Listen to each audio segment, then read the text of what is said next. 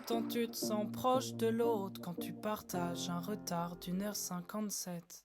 Merci encore la régie son, c'était super. Les fleurs.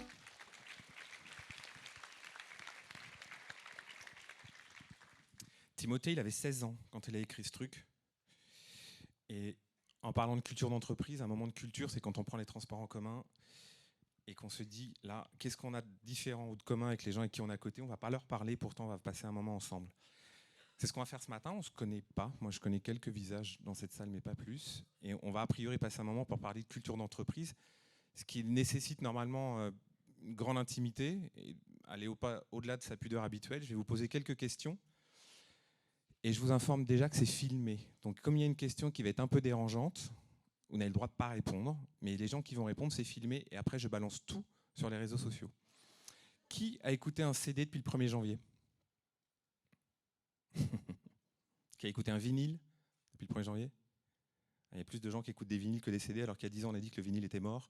Qui écoute de la musique avec un truc comme ça? Une tablette, My goodness. C'est là que ça va piquer. Qui écoute de la musique illégalement? Qui pirate? Madame, c'est courageux, vous êtes la première à avoir levé la main. Alors, il y a un paquet de menteurs dans la salle. Je repose ma question. Si vous voulez, on peut arrêter de filmer une minute. Qui pirate de la musique? Il n'y a que 8 pirates dans cette salle. J'ai des doutes. Alors d'habitude, les gens disent que c'est leurs enfants, mais comme la salle est plutôt jeune aujourd'hui, c'est dur de dire que c'est sa petite fille de 3 ans qui pirate Spotify. Soit on est dans un microcosme totalement généreux, soit, je répète, il y a quand même quelques menteurs dans cette salle. Il y a 15 ans, c'était 2000 milliards de dollars de chiffre d'affaires, la musique. C'est le même chiffre d'affaires 15 ans plus tard. Sauf que 97% de ce chiffre d'affaires, c'était des CD. Et là, il y a 3-4 personnes qui ont dit « Moi, j'ai écouté un CD depuis le 1er janvier ». Donc vous imaginez en 15 ans comment ce marché a basculé.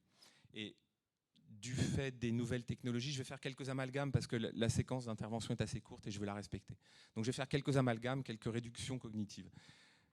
Le piratage, le web, la toile, les nouvelles technos, appelez ça comme vous voulez, le piratage a fait que cette industrie a perdu, selon les études, entre 75 et 85% de sa valeur. Non pas de ce volume, mais de sa valeur.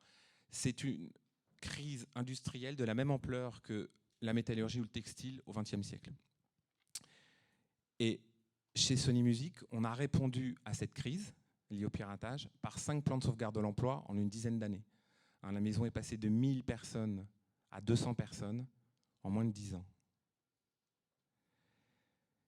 Et à l'époque, la moyenne d'âge était de 45 ans, l'ancienneté moyenne supérieure à 20 ans, et 100% du corps social de cette entreprise avait fait l'intégralité de sa carrière dans la musique. Un stage, un job, et ensuite toute sa vie dans l'industrie musicale. Avec d'abord la conviction et la certitude de travailler dans un univers passionnant, les gens y sont par passion, encore aujourd'hui, et à l'époque énormément de moyens. À l'époque du CD, les maisons de disques étaient extrêmement riches dans tous les sens du terme. Le piratage, la crise, la destruction de valeurs, et là une culture d'entreprise qui en quelques années se trouve totalement dégradée, où on était passé d'un milieu très émotionnel, très artistique, très créatif, avec une abondance de moyens, à une situation où tous les ans il fallait réduire les effectifs, tous les ans il fallait imaginer une solution pour survivre, une saison de plus, un album de plus, etc., etc. Et en termes de culture d'entreprise, il a s'agi d'expliquer à des personnes qui depuis 20 ans faisaient la même chose avec succès que leurs compétences et leur mission n'avaient plus de raison d'être. Quand pendant 20 ans, vous travaillez sur une économie qui repose sur un type de support et qu'on vous explique que ce type de support est voué à disparaître, c'est une remise en question collective et individuelle majeure.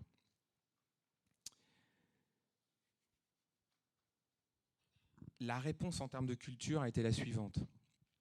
Moi, j'ai la chance de travailler avec un monsieur brillantissime qui s'appelle Stéphane Le Tavernier, qui est toujours le président de Musique France aujourd'hui. Et il m'a demandé de faire en sorte qu'en 2012, ce serait notre dernier plan de sauvegarde de l'emploi. Que quelle que soit l'évolution industrielle de notre marché, il ne voulait plus répondre par des licenciements. Il fallait qu'on trouve une autre alternative. Et je reviens sur les caractéristiques du corps social de tout à l'heure, qui ne ressemblent pas vraiment à ce qu'il y a dans la salle aujourd'hui. Une moyenne d'âge de 45 ans et 20 ans d'ancienneté moyenne dans les industries culturelles et créatives. Vous imaginez ce qu'eux ont écouté comme musique à l'époque. La musique des années 80-90 ne ressemble pas à ce qu'on écoute aujourd'hui. Ce qu'on écoute aujourd'hui, il y a des artistes ou un artiste dans la salle, quelqu'un qui vit de la musique? Parce que du coup, j'ai vu une main. Vous vivez de la musique, monsieur? Mais ça va venir? Bon, je vais vous signer un contrat juste avant de partir. Je vais prendre 90% de vos revenus, puis je vous laisserai un peu de trucs pour continuer à créer des trucs dans votre cuisine. Voilà comment fonctionne l'industrie musicale. Aujourd'hui, la musique, c'est ça, hein, on l'a vu tout à l'heure. Donc c'est d'abord un support différent, c'est aussi des modes de consommation différents, et c'est aussi une culture musicale qui a énormément évolué. Cette culture musicale aujourd'hui, elle est pour 80% de son volume constituée de musique urbaine. Je parle ce matin en France, 80% du volume de la musique écoutée, c'est de la musique urbaine. Alors la musique urbaine part de la pop urbaine, comme Angèle, et va jusqu'au grime, afro-trap, au street, à ce que vous voulez, des gens comme Stormzy, etc. Et cette musique, elle a une caractéristique en termes de culture, c'est qu'elle s'adresse normalement à une population assez jeune, et elle est faite par une population très jeune. La moyenne d'âge des rappeurs qui occupent le top 50 Spotify aujourd'hui, c'est inférieur à 20 ans. Je ne parle pas de Booba. Si Booba a de la famille dans la salle, c'est un autre sujet. Et je n'ai nullement l'intention de me battre dans un octogone avec Booba ou avec Caris ou avec je ne sais qui. Je vais m'appliquer un devoir de réserve sur Booba. Cette musique urbaine, plus le piratage, a fait que notre culture d'entreprise, elle a explosé en vol. Sony Music, ça a été pendant très longtemps des hommes blancs de plus de 45 ans, comme je disais tout à l'heure, alors que la musique aujourd'hui urbaine, et en plus qui vivent plutôt dans le 10e, 11e arrondissement, la musique aujourd'hui, c'est majoritairement de jeunes artistes noirs qui vivent de l'autre côté du périph' et qui font de la musique urbaine avec ça. C'est-à-dire que ce qui a aussi énormément changé, c'est que les artistes font la musique avec le même objet que nous, on utilise pour la consommer, à savoir un smartphone. Et notre culture d'entreprise confrontée à ça, elle a été incapable de répondre. Il était impossible de faire évoluer notre corps social collectivement et de faire évoluer les gens individuellement au vu de ces multiples ruptures technologiques, culturelles, modes de consommation, voire en termes de création. Les artistes ont changé, je viens de vous en parler, mais les médias ont changé. Avant, on regardait Michel Drucker le samedi soir. Voilà, il y a peut-être 2 personnes dans la salle qui savent de quoi on parle. Maintenant, déjà, la musique à la télé, tout le monde s'en fout, et la télé, d'ailleurs, tout le monde s'en fout aussi. Les clients ont changé. Il y a une époque où on allait acheter notre musique à la Fnac ou à Auchan. Aujourd'hui, les clients, c'est Spot, Deezer, Apple, etc., etc. Et ce qui a énormément changé, c'est nous. C'est notre façon de la consommer. Et aujourd'hui, si vous avez des enfants, quel que soit leur âge, quand vous regardez la façon dont ils consomment la musique, vous pouvez vous dire, on est quand même loin de l'époque où moi j'achetais un album dans un magasin, je rentre à la maison, j'écoutais tout l'album et je dormais avec la pochette du CD juste sur ma table de nuit. Aujourd'hui, ils streament des tracks moins de 30 secondes. Pourquoi les jeunes écoutent des morceaux moins de 30 secondes? Parce qu'à partir de la 31e seconde, le track est comptabilisé dans les charts, dans les classements, et économiquement parlant, ça génère une répartition des revenus pour les artistes. Or, eux, ils surconsomment moins de 30 secondes parce qu'ils veulent que leur consommation elle reste relativement discrète. Ils ne veulent pas être tagués par les plateformes de streaming. Pour vous remettre ça en perspective, et à nouveau vous parlez de culture d'entreprise, la fabrication d'un vinyle, c'est 6 semaines. C'est-à-dire qu'aujourd'hui, nos enfants écoutent des morceaux sur leur smartphone en moins de 30 secondes. Par contre, il nous faut 6 semaines pour fabriquer un disque vinyle. Quand on a travaillé sur cette culture d'entreprise, on a essayé d'embarquer nos collaborateurs dans ces évolutions technologiques et dans ces évolutions d'organisation. Moi, j'ai été confronté à une difficulté majeure, c'est qu'il était impossible de permettre à des gens d'apprendre une nouvelle façon de travailler, voire un nouveau métier, alors que pendant 20 ans, on leur avait demandé de faire la même chose, de la même manière, avec les mêmes personnes, pour les mêmes artistes. Et nous nous sommes lancés depuis 7 ans dans un programme de recherche et développement en termes de culture d'entreprise qui consiste à désapprendre. Il me reste 5 minutes. Jonathan, c'est ça? C'est Jonathan, c'est Louise, c'est Louise. Non, 4 minutes 11, 10, c'est écrit là. Il me reste 4 minutes. En quoi consiste désapprendre pour cette métamorphose sur notre culture d'entreprise? Donc je vais vous faire en quelques secondes découvrir un voyage extrêmement compliqué pour les gens qui le pratiquent chez nous. Et là, à nouveau, je vais présenter mes excuses, qu'après la famille de Bouba, s'il y a des gens qui ont de la famille dans l'éducation nationale, là, pendant 30 secondes, ça va piquer très très fort. Je pense qu'il y a beaucoup de gens diplômés dans cette salle, voire surdiplômés dans cette salle. Depuis l'âge de 5 ans, on vous demande d'apprendre du savoir académique par cœur à l'école, quelles que soient les matières. Et de 5 à 25 ans, grosso modo, vous ingurgitez des connaissances qui font totalement abstraction des savoir-faire et des savoir-être. On apprend de la matière académique. Et vous arrivez dans une entreprise, on va vous recruter sur vos diplômes en sachant que la plupart des connaissances académiques que vous avez développées pendant 20 ans vont ne servir à rien, puisque dans l'exercice de votre activité professionnelle, tout va se passer en termes de savoir-faire et principalement de savoir-être. Et dans le monde de l'entreprise, on va continuer à vous former sur des trucs qui, à partir du moment où il y aura une disruption, ne vous serviront à rien pour le job d'après. À rien. Donc pendant 20 ans, vous apprenez des trucs à l'école qui ne servent à rien pour le premier job, et pendant 20 ans, vous faites un job qui devient lui-même un handicap à partir du moment où on vous dit l'employabilité que tu démontres est réduite à 0, il faut absolument que tu te renouvelles, que tu penses à autre chose, que tu développes un nouveau projet. Et là, vous dites, mais depuis 20 ans, vous demandez de faire ça, et tout d'un coup, vous m'expliquez que demain matin, il faut que je fasse autre chose, mais personne ne m'a jamais prévenu. Nous, pour répondre à cette équation extrêmement complexe d'un point de vue humain, on a mis les gens dehors. Alors, c'est une expression que j'ai maniée avec précaution, parce que je vous parlais de plan social tout à l'heure. On a demandé aux gens de désapprendre. On a fait le constat qu'il était extrêmement compliqué de leur demander d'acquérir de nouvelles compétences, a fortiori en termes de savoir-être, au vu de 20 ans d'apprentissage académique à l'école et de 20 ans de métier où pendant 20 ans, ils ont fait la même chose tous les jours. Pour les mettre dans cette situation de désapprendre, on les a envoyés ailleurs. On a demandé, sur la base de volontariat, à nos collaborateurs ETRIS d'aller passer 3 heures, 3 jours, 3 semaines, 3 mois dans un autre univers. Et on leur a demandé d'aller le plus loin possible sur leur zone d'inconfort. Je vous prends 2 exemples. J'ai un monsieur à qui j'ai demandé d'aller passer du temps en prison. Ce monsieur est directeur artistique, il travaille avec des artistes depuis 20 ans, et il avait pris une circonférence crânienne non négligeable, à force de côtoyer des gens très connus, qui vendent beaucoup de disques, qui gagnent beaucoup d'argent et qui vivent dans des grandes maisons. Il avait quand même l'impression d'avoir gagné le prix Nobel de je ne sais pas quoi. Ce monsieur, je l'ai mis 3 mois dans une prison. Et je l'ai mis dans une prison, j'ai passé un deal avec le directeur, pendant 3 mois, il a fait des tâches ménagères dans une prison. C'est aujourd'hui le meilleur directeur artistique de sa génération, pour 2 raisons. D'abord, il a désappris ce qu'il croyait être des certitudes, et deuxièmement, ce monsieur a retrouvé 3 mots extrêmement importants d'un point de vue humain dans la créativité, la posture basse, l'humilité et l'humanité. Je ne vais pas développer, on n'a pas le temps, mais tout ça existe dans une prison. Posture basse, humilité, humanité. Je vais vous donner un deuxième exemple. Il y a une dame, 54 ans, famille monoparentale, 2 cancers du sein. Pendant 25 ans, elle fait la même chose. Et je lui dis, je crois que je vais devoir te faire partir. Elle me dit, Claude, tu ne peux pas faire ça.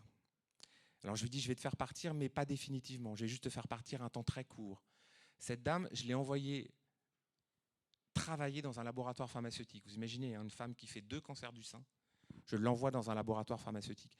Mais un laboratoire pharmaceutique a une spécificité extrêmement importante. C'est un laboratoire qui ne travaille que sur du générique et qui travaille sur la trithérapie en Afrique pour donner gratuitement, gracieusement, ce type de traitement-là. Elle est revenue en termes de désapprentissage et en termes d'expérience personnelle, d'équilibre personnel, dans des conditions totalement renouvelées. Et c'est aujourd'hui quelqu'un dans l'entreprise qui est dans nos cellules créatives. Elle est passée d'un métier très administratif à aujourd'hui un métier extrêmement créatif, totalement inspiré par cette séquence de désapprentissage. Il me reste 10 secondes. Non, pardon. Comme ça revient un compteur positif, c'est que j'ai déjà dépassé de 10 secondes en fait. Ouais, c'est ça. J'ai déjà dépassé de 16 secondes maintenant. À l'issue de ce désapprentissage, puisqu'il faut conclure dans les 43 secondes qui me restent, nous avons à nouveau remis en question ce modèle de recherche et développement RH pour dire est-ce que ça suffit de permettre à notre corps social, à nos collaborateurs et trices, de désapprendre pour renouveler notre culture d'entreprise et coller mieux à cette musique urbaine, à ce type de consommation et à l'absence de piratage, puisque personne ne pirate la musique à part 3-4 personnes dans cette salle. On a donc désappris notre propre capacité à mettre en œuvre ce programme de désapprentissage. C'est ce qu'on appelle le méta, quel que soit le secteur dans lequel on travaille. On applique sur un dispositif les mêmes principes qui ont conçu ce dispositif. Nous, ce qu'on a fait maintenant, c'est qu'on accueille des gens d'autres secteurs et d'autres entreprises dans notre maison de disques, parce qu'on est passé d'un univers malade à une entreprise en mauvaise santé, à aujourd'hui un secteur un peu plus inspirant. Il y a beaucoup de stats qui sont sortis depuis 2 jours sur à nouveau la croissance dans l'industrie musicale et la répartition des revenus avec les artistes, vrai sujet, monsieur pour en témoigner. Et on a inversé les flux, parce que les compétences, ce n'est pas des stocks, ce n'est pas des connaissances académiques. Toutes mes excuses aux gens qui ont des profs dans leur famille, ça ne sert strictement à rien. Notre système éducatif est un des plus pourris au monde, ça ne sert à rien. Ce qui sert à quelque chose, c'est de considérer qu'on est dans une logique de flux, des flux de savoir-être.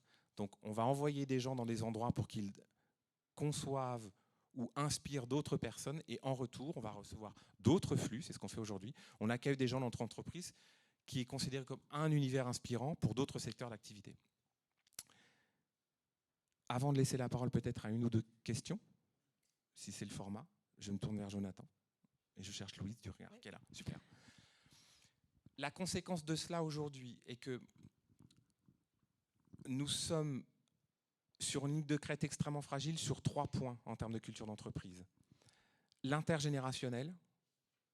Moi, j'ai plein de mômes de moins de 25 ans et j'ai plein de quinquagénaires et de sexagénaires. C'est un vrai enjeu en termes de culture d'entreprise. Ça m'oblige à désapprendre mon métier de RH tous les jours. Après avoir travaillé dans les shampoings pendant longtemps, là, il ne faut pas rigoler. C'est pas une blague, c'est pour de vrai. C'était vraiment un enjeu pour nous, l'intergénérationnel en termes de culture d'entreprise. C'est très compliqué, très compliqué. Il y a un deuxième enjeu, c'est comment stimuler la créativité en permanence. Puisqu'on parle énormément de créativité aujourd'hui dans le monde de l'entreprise. C'est un énorme challenge pour la fonction RH, et ce n'est pas plus simple parce qu'on est dans le milieu artistique. C'est voire encore plus compliqué. Et là, notre source d'inspiration, elle vient des artistes. Peut-être que monsieur pourra témoigner sur qu'est-ce que le processus créatif chez lui le matin quand il se lève. Notre troisième enjeu, il est sur la diversité. Je vous en ai fait tout à l'heure une toute petite illustration. Quand aujourd'hui la musique urbaine est devenue la musique de référence en France, majoritairement faite par la jeune génération noire, et que vous êtes une entreprise majoritairement blanche, vous avez un enjeu de diversité. Et cet enjeu-là, avec ce qu'on peut constater dans notre évolution sociétale aujourd'hui, il est un énorme enjeu en termes de culture d'entreprise. Je me méfie beaucoup des chartes de diversité où on dit qu'on va recruter des gens venant des ZEP et que vous rentrez dans les comités de direction de ces boîtes, il n'y a que des blancs de plus de 50 ans. Je me méfie beaucoup de ça. Beaucoup de ça. Et j'en suis l'exemple. Je suis, moi, un homme blanc de plus de 50 ans qui doit probablement déjà penser à la suite et rapidement avec quelqu'un de la nouvelle génération et certainement d'une autre culture. Voilà, je vous remercie énormément de votre attention. Merci. Je voudrais évidemment remercier les personnes qui m'ont invité. Donc je les salue toutes, en l'occurrence Jonathan qui est venu préparer ça avec moi. Et je voudrais dire un très très grand merci au monsieur qui est en régie, en charge du son, parce que sans lui, ce matin, ça ne se passait pas comme ça. Et les gens de la régie sont les gens dont on a besoin dans le monde de la musique. Un grand merci, on ne se voit pas, mais je sais qu'on s'entend.